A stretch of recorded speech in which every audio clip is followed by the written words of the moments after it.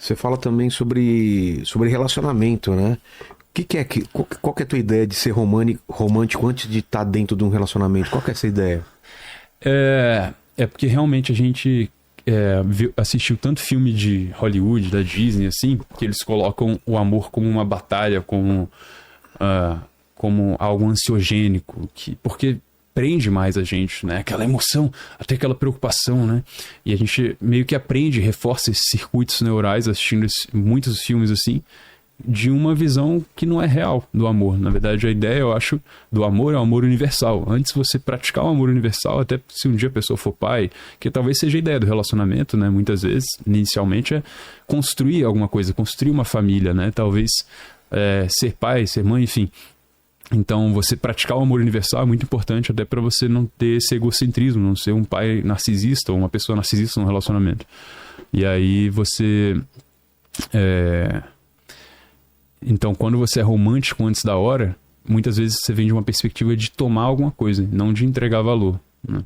Você está, enfim, romantizando aquilo, desconectado da realidade, né? Quando a gente... Isso é até interessante de falar. Quando a gente rumina demais em pensamentos de obsessão por alguma pessoa, por alguma coisa, isso tende a desconectar a gente da realidade. Eu vou pegar um exemplo extremo aqui. Esquizofrênico. Tá. Esquizofrênico, claro que é uma disfunção no sistema nervoso, o cérebro realmente tem um problema, tanto que a pessoa ela desenvolve esquizofrenia na infância e adolescência, mas ela rumina tanto em pensamentos e aquilo gasta dopamina mesmo, que ela chega a um ponto, né, de ter alucinações e delírios. Eu fiz um estágio em psiquiatria e acho que até é algo legal de falar. Foi uma experiência muito boa. Mas enfim, muita gente pergunta se vai fazer psiquiatria ou não vai. Eu vou responder, posso responder também porque o que eu vou fazer. Mas é interessante que eu vi muitos esquizofrênicos. O esquizofrênico, ele se desconecta da realidade. Então ele tem delírios, que são histórias desconexas da realidade, que ele tem, por exemplo, a história de que ele é o presidente, alguma coisa assim, ou que ele é amigo de, sei lá, do Elon Musk, enfim. E também ele tem alucinações. Alucinações são quando ele vê ou ouve coisas que não estão aqui na realidade, então são na cabeça dele. Então esses circuitos, né, que a gente tem 2 grandes circuitos, são 4 circuitos de dopamina. O mesolímbico, que é o de motivação e emoção. O mesocortical, que é o chefe executivo, que eu te falei, que é o foco, memória de trabalho e tudo, autocontrole. Tem o nigrostriatal, que é o de hábitos, que é na base do cérebro, que são os núcleos da base, e de movimentos, também entra muito na pornografia. É um movimento que a pessoa aprendeu a fazer, ela se acostumou, ela tá se movimentando ali, se masturbando, ela nem sabe por que ela tá fazendo aquilo. E tem outro que é o túbero infundibular, que é o de regulação de hormônios, enfim. Não entra tanto aqui. Mas a questão é, nesse circuito mesolímbico, de motivação, emoção e mesocortical, a pessoa, por exemplo, no caso esquizofrênico, ele gasta tanta dopamina no mesolímbico, se desconectando da realidade, que ele falta dopamina no mesocortical. E ele tem catatonia ou sintomas negativos, que a gente chama. Então tem os sintomas positivos, que é excesso de dopamina, que se desconecta da realidade com muitos pensamentos delirantes, e falta dopamina para agir, se inserir na realidade, que são os sintomas negativos, né? A pessoa fica como se fosse uma depressão, mas é muito diferente, é ainda mais imóvel mesmo. Ele tem até a característica tipo da esquizofrenia, que é não se mexer, que é catatonia. Mas enfim, então o que acontece em grau muito menor, não patológico, mas é interessante a gente observar as doenças para entender sobre a saúde. Então eu já tive ansiedade, já tive depressão, e é interessante observar as doenças para a gente aprender sobre a nossa saúde, como a gente pode melhorar, porque não é binário, né, como às vezes a medicina coloca, e não é nem culpa dos médicos, eu posso falar mais disso, mas a medicina coloca como algo binário, ou a pessoa tem ou não tem a doença, mas na verdade é um espectro ali, né, então é uma área cinzenta ali que existe. Então, no caso da obsessão por uma pessoa, que a gente começa a ser romântico antes da hora e tudo, muitas vezes a gente está buscando uma emoção que está faltando na nossa vida. Você não está buscando a pessoa, você está buscando uma vontade de viver, que a gente não sente às vezes desde criança.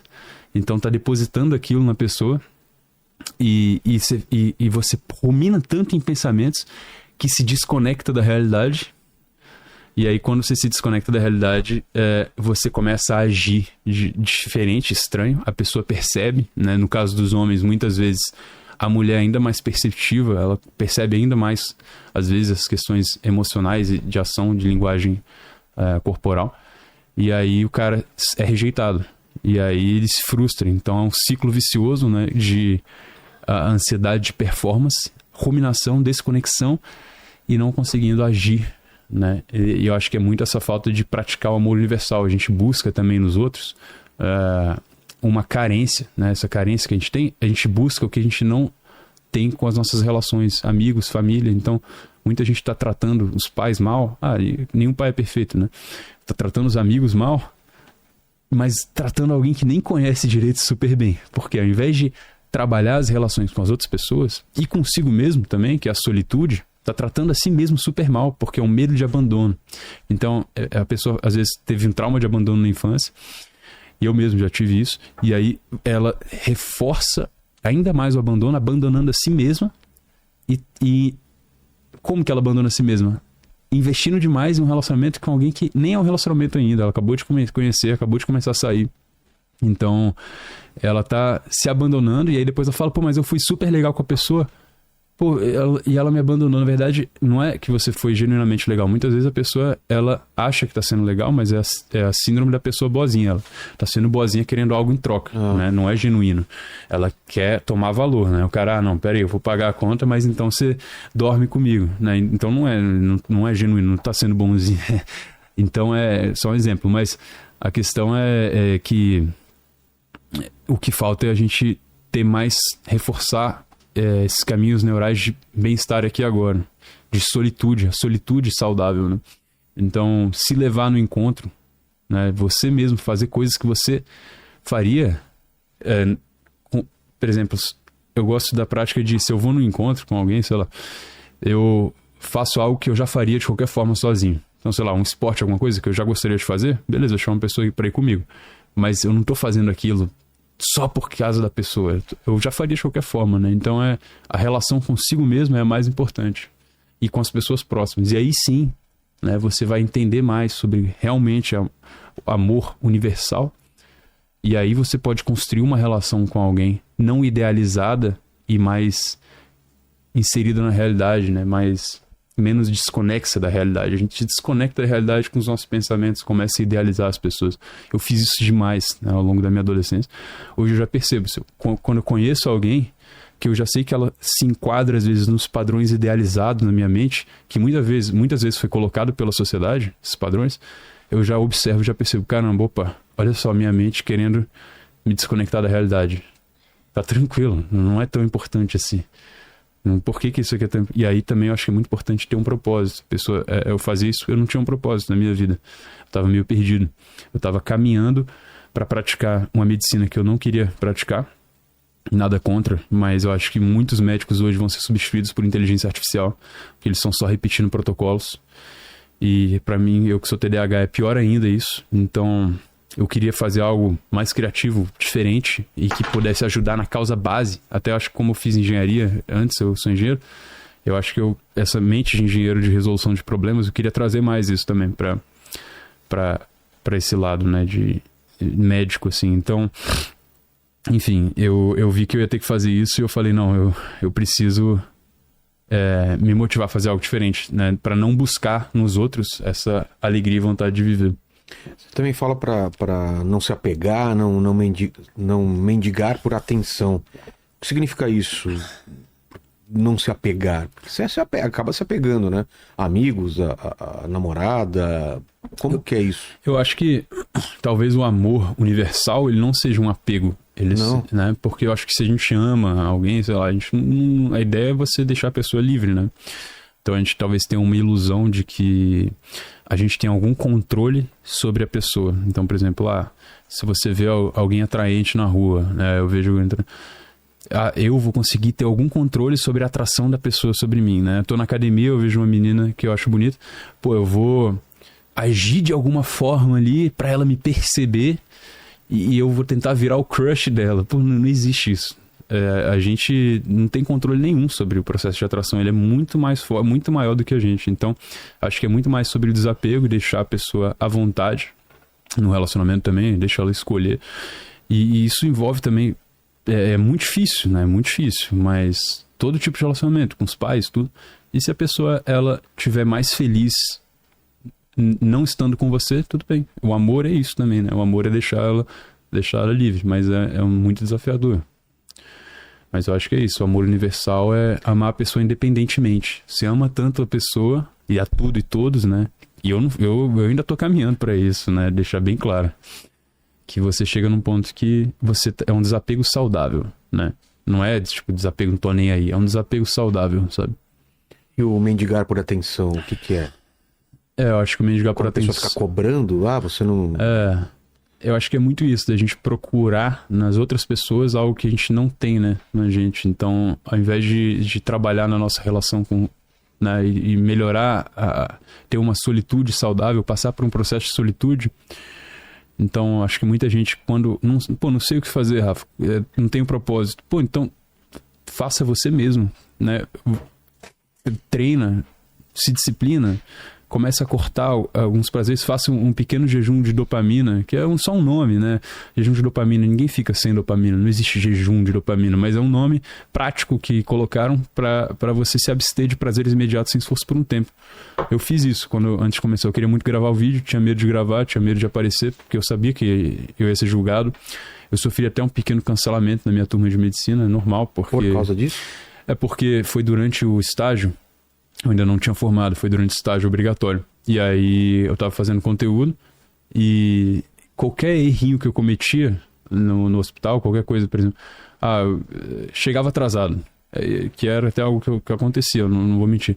Chegava, sei lá, 15 minutos atrasado, acontecia de vez em quando. Todo mundo, várias pessoas chegavam atrasado, mais do que eu, e não estavam nem aí. Só que a relevância de eu chegar atrasado, como eu era o mais foco menos ansiedade, nossa, ele fala aquilo, mas chega atrasado. Então, qualquer coisinha. Então, eu era o assunto. E muitas vezes, esses ambientes de trabalho, as pessoas gostam de ficar fofocando. Porque a fofoca, ela é uma atividade bem dopaminérgica. Porque você se sente melhor, você sente um prazer imediato ali naquele momento, se sente superior, mas você fica anestesiado com aquilo. Ao invés de usar para tomar ação, né, e mudar de vida, a pessoa prefere ficar fofocando. Porque é confortável a curto prazo, só que a longo prazo é uma merda. E aí muitas vezes a pessoa ficava focando de outras e eu saía pra ler, ou pra editar vídeo, ou pra escrever vídeo. Eu não tinha tempo, cara. Meu tempo é muito valioso. De todo mundo, e aí eu sabia, quando eu saía, eu virava assunto, cara. Eu sabia. Mostrava o meu vídeo e olha só ele aqui no shopping, olha ele de cócoras, não sei o quê. Então, é difícil, eu sabia que eu ia passar por isso. Mas, cara, o preço, o que eu teria que fazer, eu ia ter que tomar um caminho que eu não queria fazer. Então, eu falei, eu vou ter que passar por isso. O que você... Acho que tinha perguntado alguma coisa com relação a isso, mas acho que eu respondi, né? E a parte do que você fala também sobre discussões difíceis melhoram o relacionamento. Que as pessoas têm medo de conversas difíceis, é isso? Tem gente que evita? Conversas difíceis são atividades de baixa dopamina, né? Então, por exemplo... Eu posso falar do meu relacionamento. Eu sou o cara que gosta de conversas difíceis e vejo que minha mulher evita conversar. Vamos ter que conversar de novo, né? Sim. Eu acho que assim... Claro que é difícil dizer sem saber o contexto, mas geralmente conversas sobre difíceis... qualquer coisa, até sobre a educação do filho, ou sobre o que tá legal, o que não tá no relacionamento. Qualquer atividade que você não quer fazer, mas é importante, de alguma forma a longo prazo, geralmente são atividades de baixa dopamina. Por exemplo, tem que ter uma conversa difícil com essa pessoa, eu vou ficar evitando, ou tenho que arrumar minha cama, por exemplo, tenho que organizar meu quarto. Aquelas coisas que a gente acha às vezes são inúteis, elas são atividades de baixa dopamina, então ao contrário, por exemplo, de você comer um doce, se eu comer aqui uma jujuba, eu vou ter um pico de dopamina, depois ela vai diminuir. Se eu tiver uma atividade difícil, uma coisa que eu não quero fazer, é uma atividade de baixa dopamina. Você tem uma queda de dopamina para depois ela aumentar de forma sustentada, você tem mais tônus de dopamina. Então você vê cada oportunidade de coisa difícil para fazer, você está até, inclusive, fortalecendo uma região do cérebro chamada córtex cingulado médio anterior, que é a região da força de vontade e da vontade de viver. Você fica mais propenso a conseguir fazer coisas difíceis e engajar em coisas difíceis que são importantes a longo prazo, né? Mas eu também tinha isso quando eu namorava. Eu tenho 3 anos, sou solteiro. Eu acho que também eu lembro de alguns momentos que era... Ninguém quer, né, ter conversa A pessoa difícil, fala, né? nossa, lá vem ele de novo querendo conversar. Eu vejo isso também com o pessoal aqui, às vezes fala, vamos falar das coisas que dá pra melhorar. E o pessoal fala, é difícil, tem gente que, não, as coisas se ajeitam sem precisar conversar. E eu gosto de deixar muito claro também as coisas, assim, ó, dá pra melhorar aqui, isso não foi legal, isso foi legal, sabe? E eu vejo que a maioria das pessoas evitam isso, né? E não sentem falta. Parece, né? Tem casos, talvez, é difícil dizer, né? Tem casos que às vezes eu, sei lá, quando tem uma discussão com a minha irmã, às vezes ao invés de eu chegar lá e pedir desculpa e falar que eu já falei várias vezes alguma coisa, aí eu prefiro, eu vou tentar focar, usar essa emoção pra mudar de atitude, né? Mas também tem outros casos, com certeza, você tem uma conversa importante, difícil ali, você vai evitar futuros pra se repetir, né? Então, com certeza, é importante ter conversas difíceis, eu acho. Total.